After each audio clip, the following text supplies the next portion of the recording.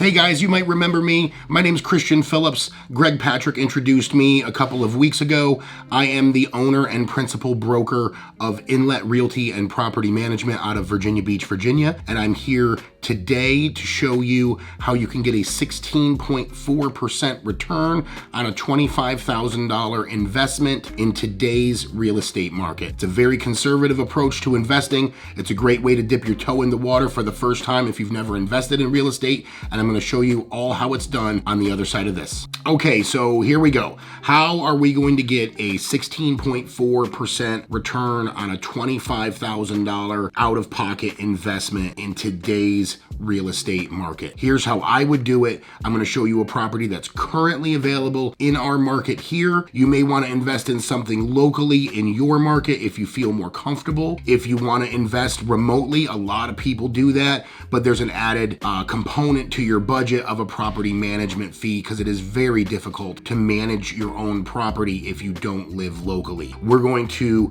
look at the numbers today for this scenario as if you were able to manage this property locally, and I think there's enough room in this budget here that it would still be an excellent return if you wanted to do this outside of your local area. What I want to start with here is the actual subject property. I've looked through our MLS and I found this property. So let's take a look at the numbers here. As you can see on this chart, our purchase price is $95,000. The 20% down is going to be $19,000. Your closing costs are going to be $5,000. Really, that's the number that you're going to use up to about $150,000. Anything over $150,000 purchase price, the closing costs on your mortgage will be more than that. That's where we go to a factor of a little over 3%. But with this property, your closing costs are never going to be lower than about $5,000. So that's what we're baking in the cake here. So purchase price is $95,000, $19,000 down payment, $5,000 in closing costs. That means you're gonna have a total of $24,000 out of pocket, leaving you about $1,000 left over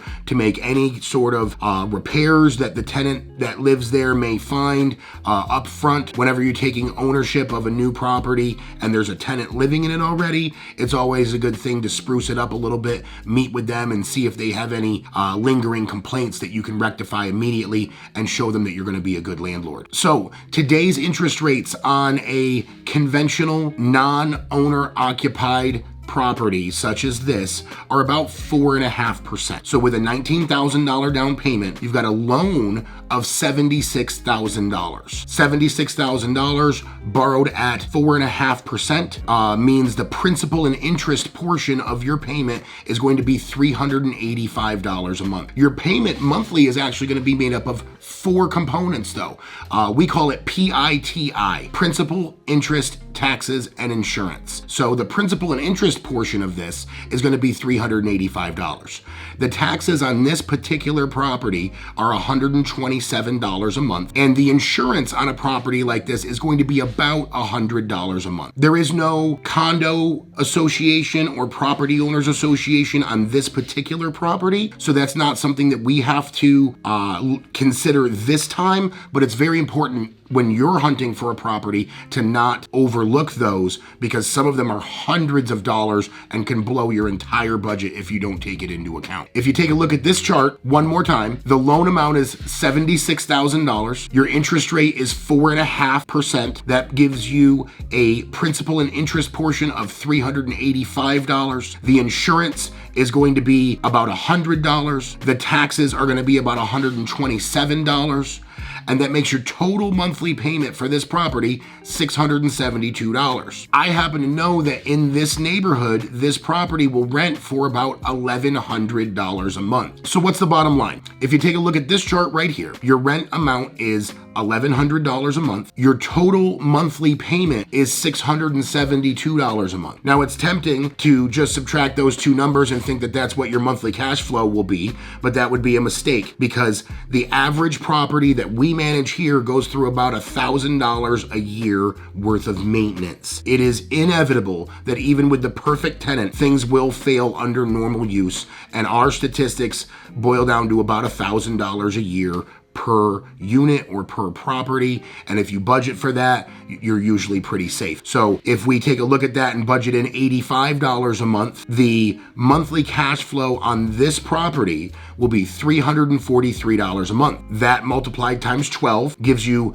an annual cash flow after repairs, after all expenses, of $4,116 a year, which on your original $25,000 investment is a 16.4% cash on cash return. That's a very conservative budget, and you'll probably come in a little bit better than that, but we want to plan for your more worst case scenarios. That's what the numbers look like. I think it's really hard to argue that 16.4% is a bad return. I'd be really happy with that return. And the beauty of investing in real estate is that that cash on cash return is not the only component of your investment. When you invest in real estate, your money grows in three directions. That from the day that you close on this property at $95,000, the value of that property will go up over time with inflation. It's a great hedge against inflation to own real estate. From there, you have an 80% mortgage on this property. You're going to be paying that mortgage with the rent that comes in every month, and that mortgage will get paid down over time.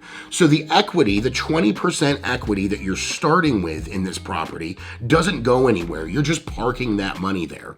And then that equity grows upward as the property increases in value, and it grows this way as the mortgage is paid down by the tenant paying your rent. Awesome. That's two directions. And your initial, that's not even factored in to the 16.4% cash on cash return.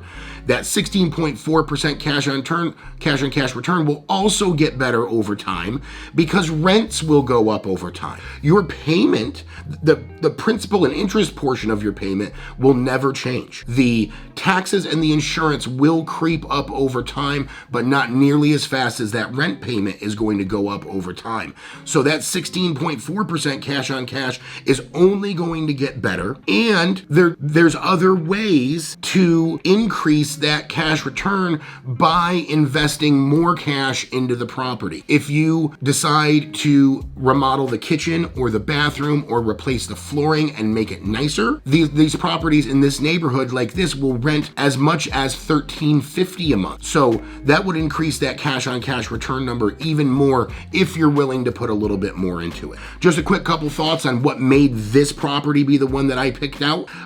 There's three major components to your property that don't bring you any more rent if you have to replace them. They're very painful. I call it the trifecta. It's the roof, the windows, and the HVAC. And so I like to look at those components first on any property we look at in regard to the condition. And so this property specifically already has new vinyl replacement windows. It has an architectural shingle roof on it, and it has baseboard electric heaters with window air conditioners. That's not ideal as far as fetching the top of the market rent, but they are very inexpensive when it comes time to replace them when compared to a central air unit. So definitely something to look at there as far as the condition. This one looked really solid in those regards. The other metric that we look at, we call it the 1% rule. And this is a good thing to remember. That's usually your starting point to see if you're anywhere close and if it's worth